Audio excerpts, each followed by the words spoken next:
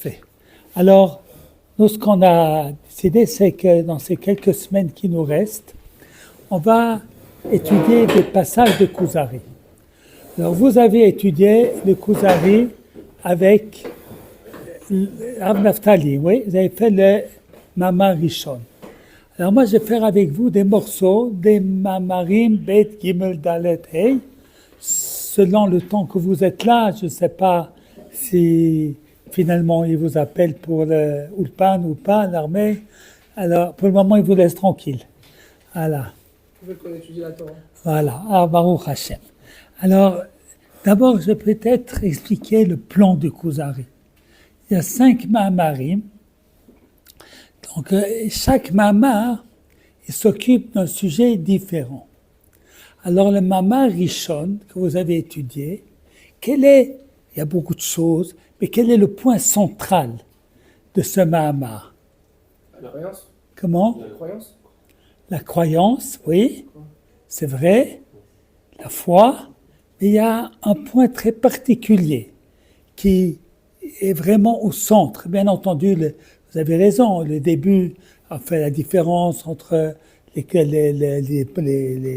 philosophes, l'islam, les chrétiens, etc. C'est des questions de foi. Mais le point central, ce n'est pas là. C'est un point important. Et quel est le point central? C'est de trouver où est la vérité. Où se trouver où la vérité. Alors, on dirait que le point central, c'est qu'est-ce que c'est qu'un juif? Vous voyez, à la fin, on vous parle du Hegel.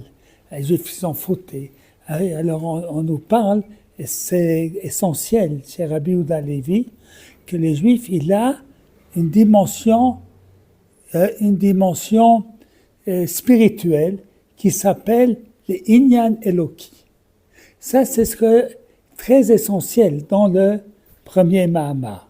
Le premier Mahamar. Le deuxième Mahamar, c'est qu'est-ce que c'est Eretz Israël. Le troisième Mahamar, qu'est-ce que c'est que l'homme pieux, le chassid.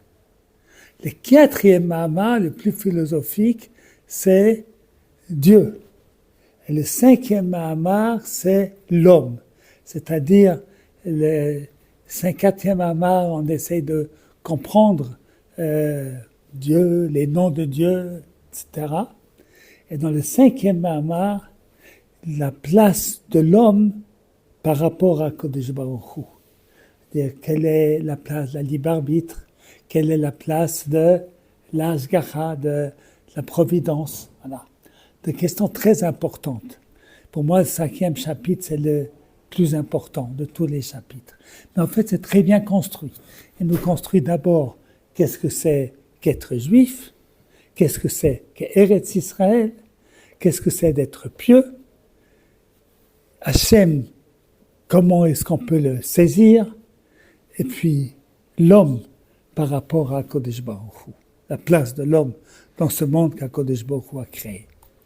Alors, au début du 2e chapitre, du 2e Mahamar, il y a un texte que je ne vais pas faire avec vous aujourd'hui, je n'ai pas le temps de tout faire, je choisis des passages où il explique 2 noms d'Hachem. Hachem et Elohim. Alors, pourquoi? Parce que il explique que ces noms, eh bien, ils viennent indiquer que Dieu s'occupe du monde. À dire que Dieu est le monde, c'est que vous avez déjà vu ça, ce que vous avez étudié le philosophe. Le philosophe, qu'est-ce qu'il comprend la relation entre Dieu et le monde? C'est séparé complètement. Eh bien, non. Elohim, c'est Dieu qui se manifeste dans le monde. Okay? Voilà. Et alors, ça va l'amener à parler d'Eretz Israël. Et alors, on va voir, tout comme il y a une espèce d'Inyan Eloki chez les Juifs, il y a une espèce d'Inyan Eloki, de dimension divine à Eretz Israël. Alors, regardez le texte que je vous ai apporté ici. Omar à Kuzari, donc le roi de Kuzar dit, Kfar idbaer li sod amidot, idgal li havanat inyan kvod Hashem, umlachot Hashem ushchina.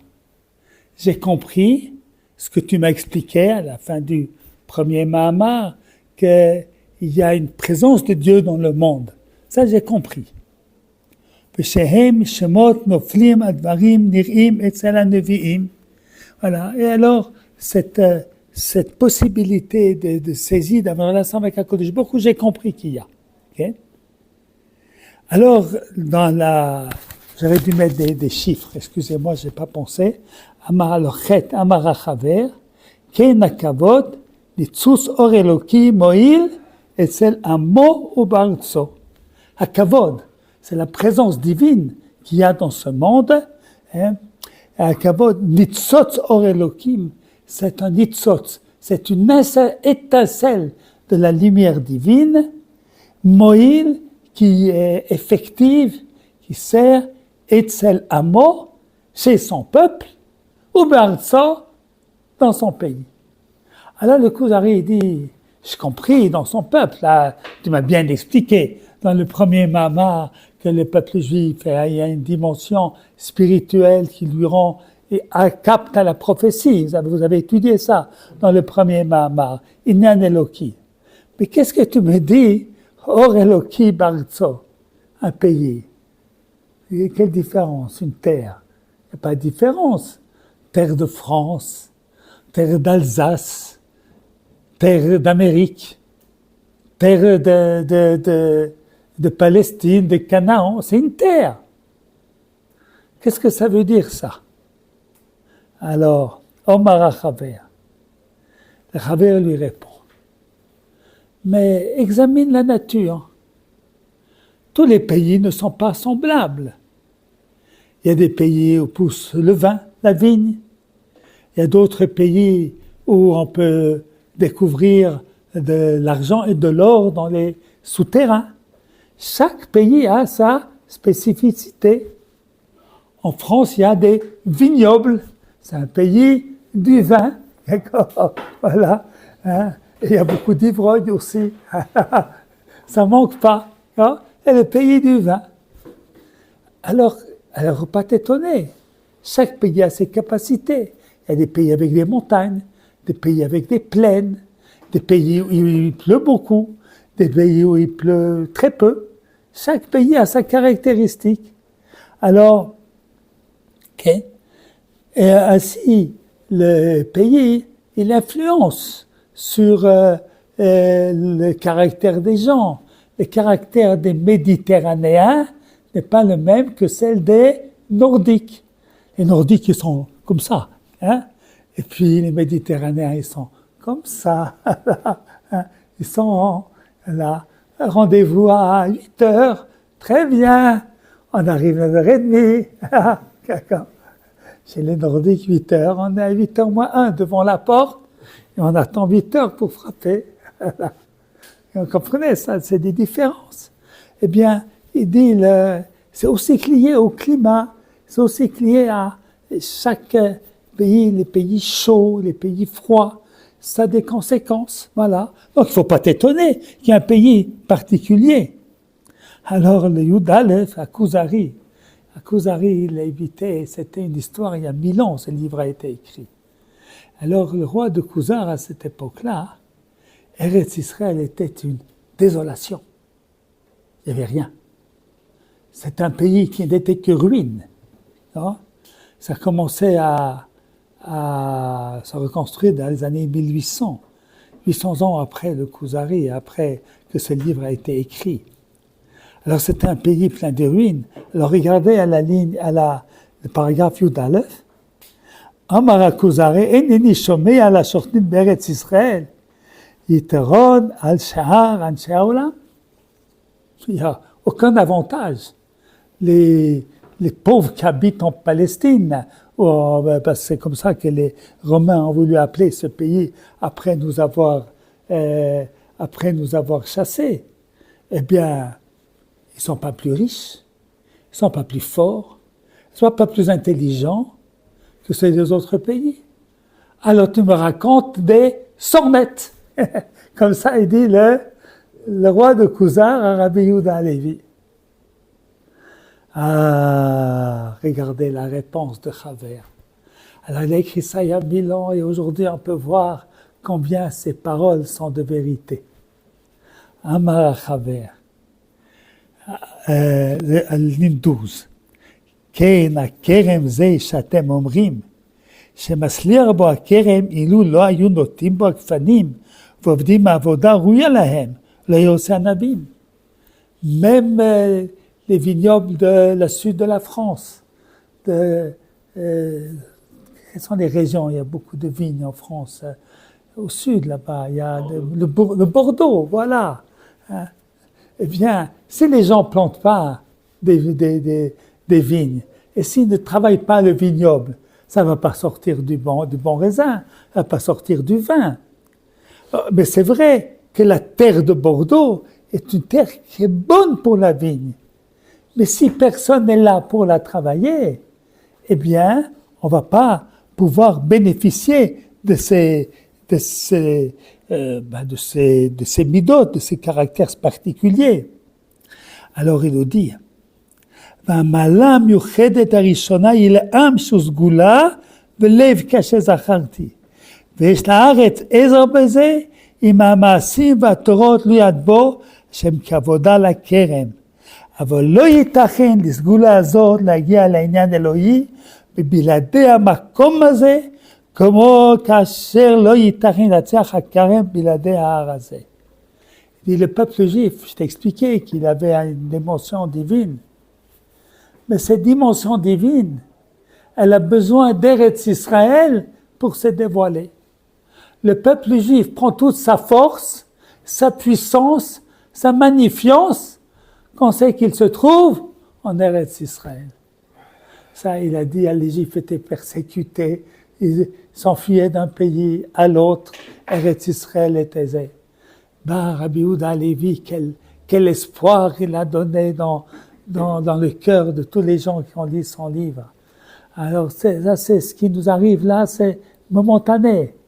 Le jour où on va se retrouver dans notre pays, on va avoir tout d'un coup une puissance, une force, une intelligence, des yeshivot, des universités, des cultivateurs, des hommes d'armée, des politiciens de haute valeur. C'est ça qui va nous arriver.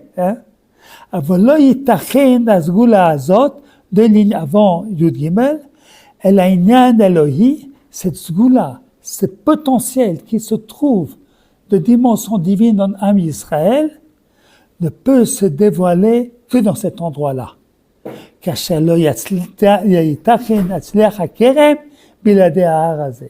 Comme la vigne ne peut pas réussir que dans tel endroit, et si on travaille la vigne, ainsi Am Israël. Alors Am Israël, pour que ça se goula se dévoile, il faut pas mal de choses. Il faut la Torah, et puis il faut Eretz Israël, et il faut le Kiyum des mitzvot. Non? Et Eretz Israël, c'est un des choses très puissantes qui font que la dimension particulière du peuple juif se dévoile. D'accord? Vous avez compris? Non? Alors, il dit, c'est pas vrai, Kuzari. Moi, j'ai regardé la Bible. Avraham Avinu, Dieu lui a parlé en Ur-Kasdim. C'est loin d'Israël. C'est en Iran, quelque part là-bas. Alors, et puis, Madame Harrison, à Moshe Rabbeinu, en Égypte, Dieu lui a parlé. Et à Yecheskel et Daniel en Babylonie, et Jérémie en Mitzraïm. Alors, qu'est-ce qui me dit que la dimension divine d'Israël ne se dévoile qu'en Eretz Israël? Regardez la réponse de Rabbi Yehuda Halevi. Amar HaChaver, Kol mi shenitnaba, lo nitnaba ki imba o ba'avura.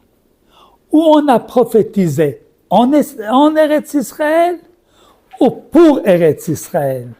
Qu'est-ce que Dieu a dit à Abraham lorsqu'il était à Ur-Kasdim ou à Haran? Lech lecha me'artzecha la'aretz asher areka. Et vous regarderez dans la Torah, chaque fois qu'Akadosh Baruch Hu parle aux Avot, c'est même pas pour leur dire qu'il va lui donner la Torah. Il y a une fois une allusion à cela. Mais chaque fois, c'est pour promettre Eretz Israël. Hein? Oui, absolument. Même dans la Kedat Yitzhak, où c'est effectivement pas central. On va prendre quelques psukim, d'accord? Voir vraiment pour se rendre compte. C'est important parce que la Torah, c'est la source de tout. Alors, bon, le début, ça on sait. Dieu a dit à Abraham, va-t'en, etc. Alors, il est parti, d'accord? Alors, il y a une... voilà. Vayera Hashem el Avram. Avram, il arrive en Eretz Israël. Vayomer, Hashem lui dit, les Aracha eten et haaretz azot. Ta descendance, je donnerai ce pays-là. Alors, 2000 ans, on pouvait ne pas croire à cela. Regardez, ça se réalise. Alors, il voyage, puis il y a une famine, il descend en Égypte, et puis ensuite il remonte. Et alors, il y a une dispute entre Abraham et puis Lot. Et alors, HaKadosh Baruch Hu dit à Abraham, Aché, il paraît de Lot, mais imo. Une fois que Lot, qui prétendait être l'héritier d'Abraham, s'est séparé de lui, Sana enecha, lève tes yeux. Ure'e min hamakom asher ata sham, tzafona v'negba v'kedma v'yama. Regarde, au nord et au sud, à l'est et à l'ouest,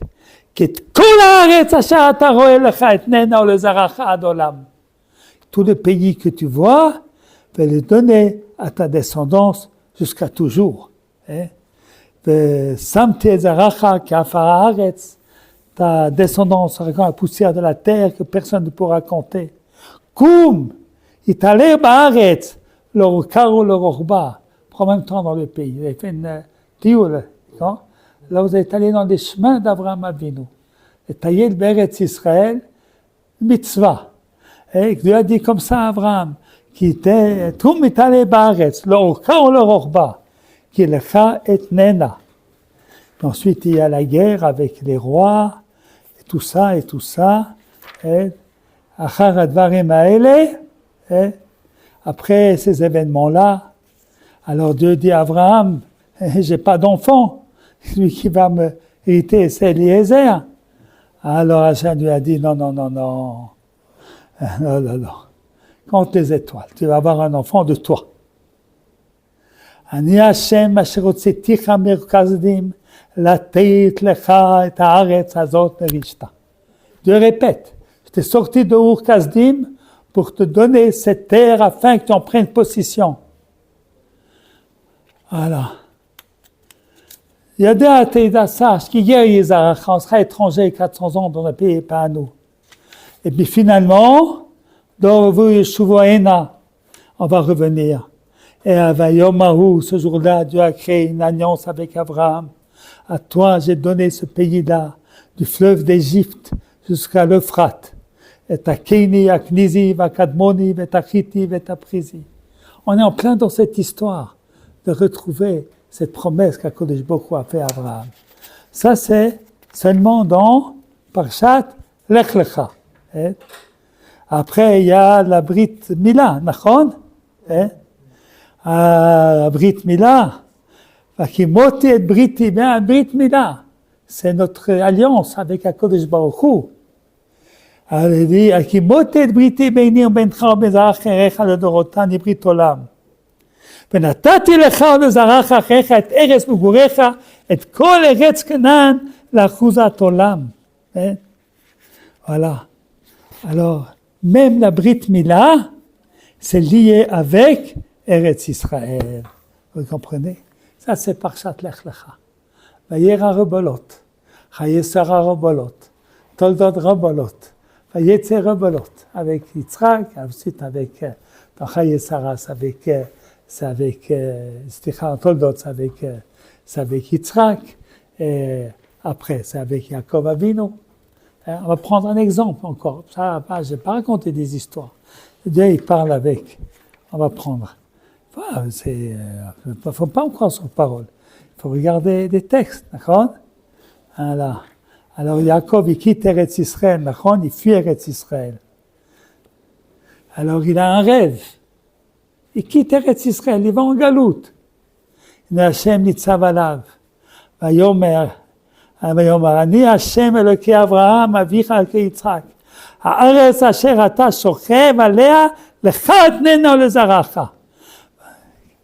Regardez, voilà. כי לא יעזבך אשר עשיתי והנה אנוכי עמך, je suis avec toi, tu vas en galoute.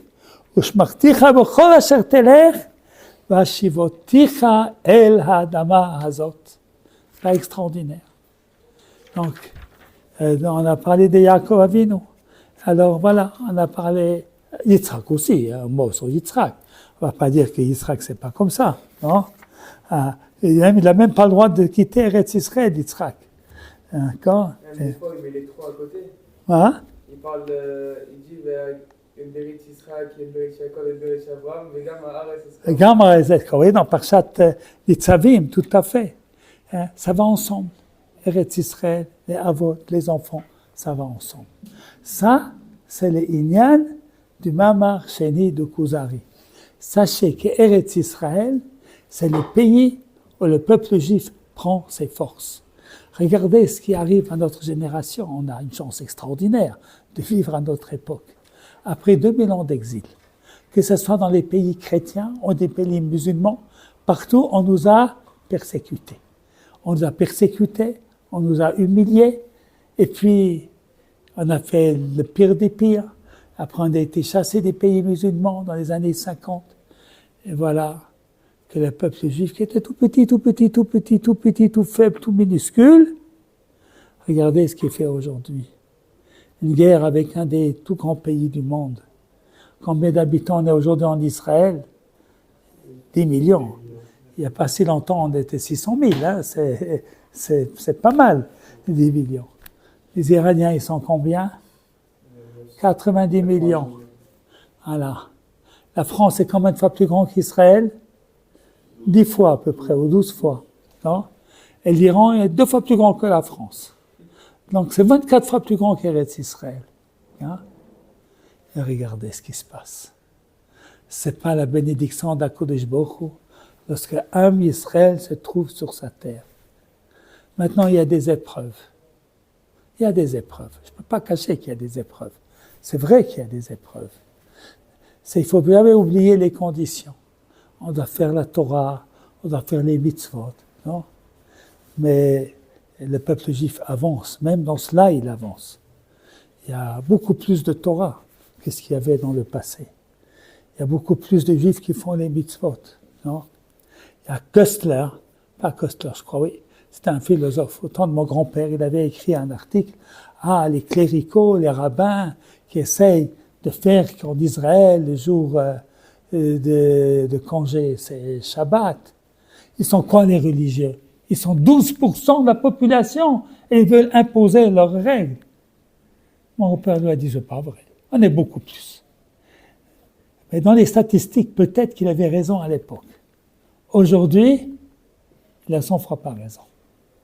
Voilà. Les gens, ils étaient contre les Juifs font leur allié à les orthodoxes, n'est-ce pas? Ils ont dit que si on vient en Israël, on va abandonner les mitzvot. Sa vérité, c'est juste le contraire. Celui qui croit en Dieu, il sait qu'Eretz Israël, c'est le pays où le peuple juif prend ses forces. D'ailleurs, c'est logique. Parce qu'on est en Rousse-Laretz, on peut croire que la Torah, c'est des histoires. Parce que tu vis en Eretz Israël, tu vois que la Torah, c'est vérité. Alors il faut se mettre un bandeau sur les yeux pour ne pas le voir. Alors petit à petit, le bandeau, il s'écarquille et les gens commencent à voir. Voilà. Et c'est pour ça, vous avez aujourd'hui à l'armée, vous savez, donc il y a les Shivot Esder, les Shiluvim et tout ça. On est entre religieux. Maintenant, moi je me rappelle, il n'y a pas si longtemps, j'ai envoyé, je crois que c'était Yitzhak Campus, oui, qui est à l'armée maintenant. Je suis allé, il n'a pas pu entrer à l'armée avec les Misgarot de Esder, ni avec les Misgarot Harediyot, comme avec tout le monde.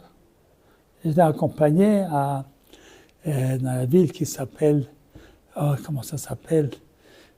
C'est pas très loin d'ici. Il y a une ville. Hein? Non, on prend 443, le 443. Hein? Non, on part à Yerushalayim. C'est sur la route entre Yerushalayim et Tel Aviv. La route entre Yerushalayim et Tel Aviv, sur la route 443. Non, j'ai oublié, c'est pas grave. J'étais accompagné là-bas. Et c'est pour tout le monde, un centre d'enroulement, comme il y en a pas mal dans le pays. Eh bien, j'arrive là-bas, plus de la moitié avec des kippotes. Avec des kippotes Chabad, et qui mettent les tefilines avant d'être appelés là-bas. C'est que ça, c'est le peuple juif. Ça, il faut savoir. Hein? Ça, il faut savoir. Hein? Alors, on doit... ça, c'est ce que nous explique Rabbi Yehuda Halevi. Eretz Israël, c'est le pays où le peuple juif, eh bien, il peut se développer dans tous les domaines spirituels, les domaines matériels. Et aujourd'hui, regardez ce qu'il a dit, le Scholz. Scholz, je ne sais pas, c'est comme ça qu'il s'appelle, le chancelier d'Allemagne. Peut-être que c'est plus Scholz, je ne me rappelle plus son nom. Alors, il a dit là-bas, il s'était réuni au Canada, les J7, les 7 puissances de la Terre. Et puis, il a dit, les Israéliens ont donné une bonne leçon. Hein? Ils ont fait ce que nous n'avons pas eu le courage de faire. C'est-à-dire que le mal, on ne compose pas avec le mal. Le mal, on doit l'exterminer. Je ne dis pas qu'il faut exterminer chaque homme là-bas. Chas v'shalom, je n'ai pas dit ça. Mais il faut exterminer le mal. Non, les hommes, beaucoup, aiment toutes ces créatures. Toutes les créatures sont des créatures d'Akadosh Baruch Hu. Et toutes les créatures, elles ont en elles une neshama elokit. Mais ceux qui font le mal, eh bien, la rechaim, al tikva. Et ça, Israël le montre. Très difficile, il y a beaucoup de courage pour faire cette guerre. Et puis, Baruch Hashem, on l'a fait. D'accord? Alors, maintenant, il explique encore quelque chose de très important. Ça, c'est dans le paragraphe Yudalet. Valea nifla hakina. Alors, il dit donc que ce pays-là, c'est le pays où se trouve la Shrina. Et donc, on peut arriver à la prophétie. Voilà, ça, on nous a expliqué. Okay. Fait. Vehi haaretz. Regardez la 4e ligne du chapitre Yudalet. Vehi haaretz hanikret lifnei Hashem. C'est le pays qui est appelé devant Dieu. Parce qu'il y a un verset dans Ekev, Ene Hashem Elokecha ba, les yeux de l'Éternel sont tournés vers ce pays-là. Valmea nafla hakina vachemda ben Hevel ve Caïn. Il nous explique quelle était la machloket en Hevel ve Caïn. C'était quoi la machloket en Hevel ve Caïn, vous comprenez? Quoi? C'était le bien, c'était le mal. À qui est la terre d'Israël? Quoi? Qui reçoit le terrain de la terre d'Israël? C'est ça. C'est pas comme ça qu'on explique généralement. Mais Rabbi Yehuda explique comme Yona nous l'a dit maintenant. Il s'est disputé qui doit recevoir Eretz Israël. Celui-là peut prendre la Chine, celui-là peut prendre l'Europe, pas de problème. On peut partager l'univers. Mais lorsqu'il s'agissait de Eretz Canaan, Eretz Israël, là il y a une machloket. Caïn a dit à Hevel, ça, c'est pas pour toi. Alors il a essayé de tuer Hevel, parce que Dieu a dit, non, ça c'est pour Hevel. Hevel est plus spirituel que Caïn. Alors cette terre-là, elle revient à Hevel. Et regardez, dans la guerre que nous avons commencée, elle s'appelle comment la guerre que nous avons commencée? Comment les Arabes ont appelé cette guerre? Maboul el-Aqsa. Vous ne saviez pas? Non. Eh bien, les Hamas, Imar Shemam, parce qu'ils ont fait la guerre, ils ont appelé ça Maboul el-Aqsa. Mazé el-Aqsa, c'est Yerushalayim, c'est l'endroit du Beth Amikdash. Et on dit, Beferouche que dit Rabbi Yehuda Halevi. La guerre sert sur Eretz Israël. Les croisades, c'était sur quoi? Eretz Israël. Ça n'a pas changé. Caïn et Hevel, c'était sur Eretz Israël. Les croisades, c'est après Rabbi Yehuda Halevi, ça s'est passé. Hein? Mais c'était aussi sur Eretz Israël. Hein? Jusqu'à aujourd'hui. La guerre sur Eretz Israël. Hein? Parce que Eretz Israël, les gens comprennent. Ils savent. Ça, c'est la terre d'Akadosh Baruch Hu. Si les Juifs s'y trouvent, ça va leur donner des forces extraordinaires. Hein? Et lorsqu'on a partagé la terre en 1947 entre Israël et les Palestiniens, l'accord de partage, Jérusalem n'était pas attribuée au peuple d'Israël. Était devenue une terre, un pays international. Hein? Mais c'est international. Mais sur la souveraineté d'Israël. Hein? Vous comprenez? Voilà. Ouais. J'ai fait la bracha déjà. J'ai déjà bu? Ah oui, j'ai bu déjà. Voilà.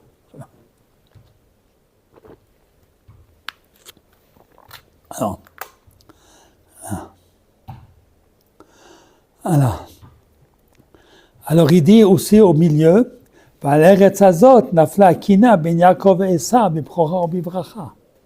machloket entre Yaakov et Esav, c'était sur la possession d'Eretz Israël. Alors tout ça, il nous explique aussi que Yona, lorsqu'il veut s'enfuir de Dieu, qu'est-ce qu'il fait? Il quitte Eretz Israël. Voilà. Bon, alors on va pas tout faire. On va tourner la page, on va voir quelque chose d'autre encore. Okay. Il pensait que Dieu n'était pas en dehors d'Israël. Quoi? Il pensait que Dieu n'était même pas en dehors d'Israël. Oui. Alors Dieu, il est partout dans le monde, d'accord? Mais il y a une ashgacha particulière pour Eretz Israël. Alors, on vit des miracles extraordinaires. Vous êtes d'accord avec moi? C'est absolument fabuleux, d'accord? Vous savez, je ne sais pas si vous savez, lorsqu'ils ont fait la décision d'attaquer le Liban, et vous savez comment s'est terminée la séance? Ils ont pris cette décision, elle a été acceptée à l'unanimité il y a une semaine. Non, l'Iran. Quoi? L'Iran, alors pas l'Iran. Oui, la guerre contre l'Iran, oui. Alors, je vais vous lire qu'est-ce qu'ils ont dit. Qu'est-ce qu'ils ont fait les Juifs dans l'armée, dans Hadakot Shelifnei HaMiftza. Vous comprenez l'ivrite. Si vous ne comprenez pas, vous me dites, je traduis. השעות והדקות שלפני המבצע עם כלבי, הסיפור שלו סופר. אני שומעת את אורית סטרוק מדברת בגלי ישראל, ומרגישה איך הדמעות עולות לי בעיניים, הגוף מסתמרר, והלב מתמלא בגאווה. Vous avez compris, oui? C'est pas tellement important. La prochaine phrase est plus importante. Belel atkifa be'Iran. Ça vous comprenez? L'achar sheuzgu le sarim kol hamashmaouyot v'ashlachot. Et tous les dangers. Parce qu'ils ont plein de missiles. Kashot, dramatiyot, goraliyot. Nishalu sari al-kabinet, même ba'at. Est-ce qu'ils sont pour? Onimnaim, qui ne donnent pas d'opinion. Oneged, nous sommes contre. Kol echad hayachol להביע את דעתו. Vous comprenez cette phrase? להסתייג, לחשוב אחרת. וכולם הצביעו פה אחד. pour. אבל הרגע שהכי נגע בי היה אחר כך. כשניתנו ההוראה, צאו. ונותרו רגעים בודדים בחדר הקבינט. Dans le cabinet de la guerre, on a donné l'ordre de partir. אז ביוזמה של אחד השרים נשלף ספר תהילים. Le cabinet de la guerre, un des ministres, il sort un livre de Tehillim. Et chacun choisit un chapitre.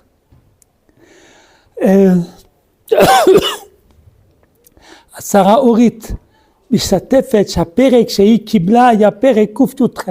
C'est bien, vous connaissez ça, qu'on divise le Tehillim. Alors elle a reçu Peret Kuf Yutret, qui se termine par les mots Ana Hashem, Ana Hashem, Ana Hashem Oshiana, Ana Hashem Atzlichana. והיא ביקשה שמילות הסיכום שלה לישיבה הגאולית הזאת יהיו לא ניתוחים ביטחוניים, לא סיכומים אסטרטגיים, אלא המילים האלו בדיוק. Elle dit que ce qu'il faut terminer le rapport de cette séance dramatique du gouvernement, eh bien se termine par ces mots de Tehillim. לא כי זו סיסמה, אלא כי הם באמת מאמינים. אנחנו לא עוד מדינה, אנחנו מדינה אחרת, בבונה העמוק, השורשי, הנשמע והמוצהר, עם שלעולם לא לבד, יש לנו השם, עם שמבין שיש מישהו מעל מנהיג לבירה, ושיש עת לרגעים כאלה רק באמונה. הסיפור הזה הוא סיפור תנ"כי, והוא קורה עכשיו בדור שלנו, בממשלה שלנו, בעם שלנו, ובין כל הרעשים המבוכות הפוליטיקות, בואו נזכור, אנחנו יהודים במדינה יהודית, עם של תפילה, אמונה וגבורה. Alors ça c'est le résumé de tout ce qu'on a vu ici avec le Kuzari. Am Yisrael, Eretz Israël, il a une force extraordinaire. Il a une force extraordinaire. Ça, c'est ce que nous enseigne Rabbi Yehuda Halevi. C'est pas simplement que nous avons une mitzvah d'habiter en Eretz Israël. C'est vrai, c'est ça que je voulais faire la suite. Il y a une mitzvah, mais c'est déjà un petit peu tard. On a encore quelques minutes. Oui.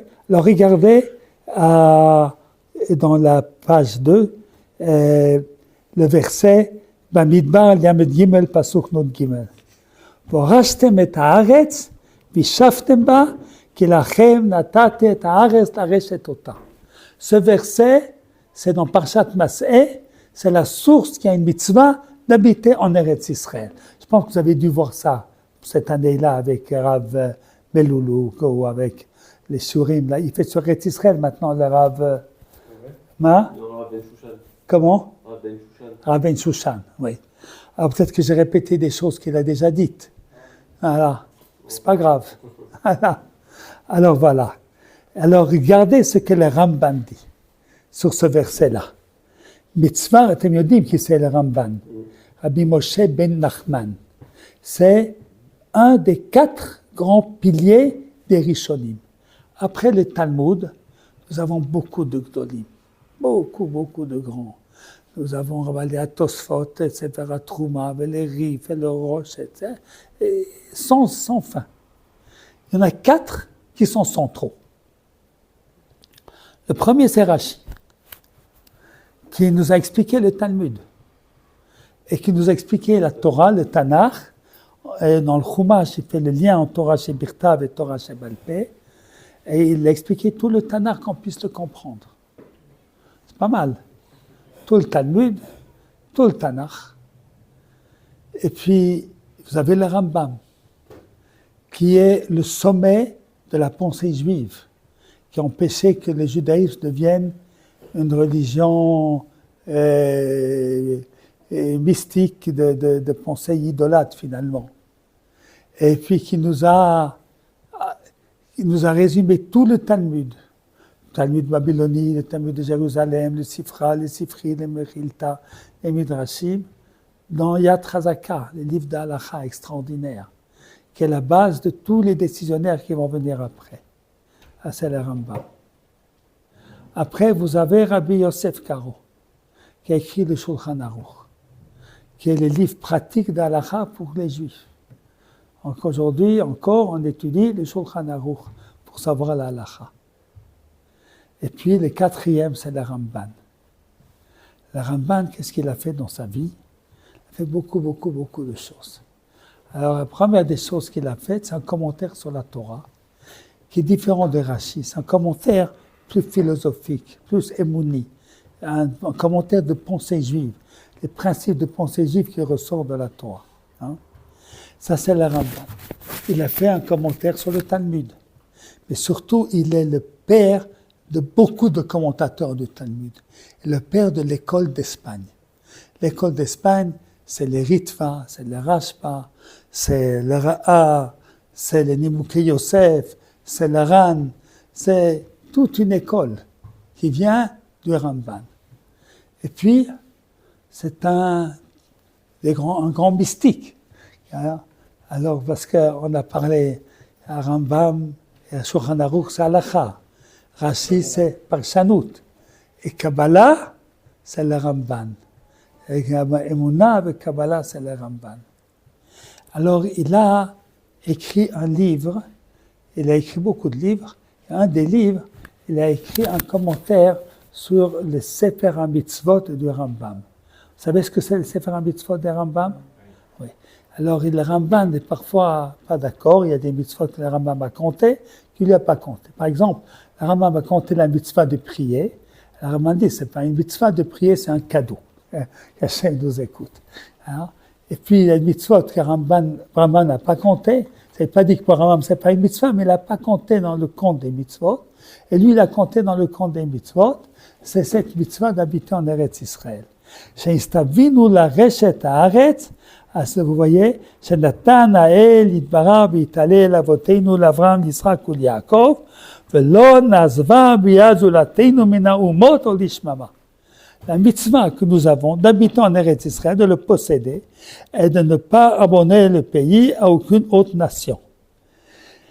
Imken, et maintenant je fais les 5 dernières lignes. Imken, mitzvat, assez le dorot. C'est un commandement positif pour toutes les générations. Mitrayev kol yachid mimenu, qui oblige chacun d'entre nous, ce que vous avez fait en faisant votre aliyah. Vous êtes des grands tzadikim. Va philo bizman galut. Même en temps d'exil, à plus forte raison, en temps de Géoula. Qui a doua betalmud makom rambé. ולשון ספרי, מעשה ברבי יהודה בן ביתר, רבי מתיה בן חרש, חנן בן אחי, רבי יהושע ורבי נתן, שיוצאים חוץ לארץ. Ils sont partis en חוץ לארץ, la situation était très dure en Israël. והגיעו לפלטיה, sont arrivés à une place, וזרקו את ארץ ישראל, וזקפו את עיניהם, ודלקו נימותיהם, et ils ont pleuré. וקראו בגניהם, וקראו המקרא הזה, וירשת וישבת בה ושמרת לעשות, אמרו, ישיבת ארץ ישראל, שווה כנגד כל המצוות כולם. Alors ça c'est ce que Rabbi Yehuda Halevi a fait, c'est un moment du galout. Alors comme on ne pouvait pas accomplir cette mitzvah, on n'étudiait pas trop. Alors, et Rabbi Yehuda Halevi, il a un grand mérite pour le retour de notre 800 ans plus tard, que les Juifs ont voulu retourner en Eretz Israël, parce qu'il a gardé éveillé la tension, l'amour, l'attente d'Eretz Israël. Voilà, alors ça, on a fait un petit morceau de Rabbi Yehuda Halevi. Regardez cette feuille, peut-être que je ferai encore un passage de cette feuille la prochaine fois.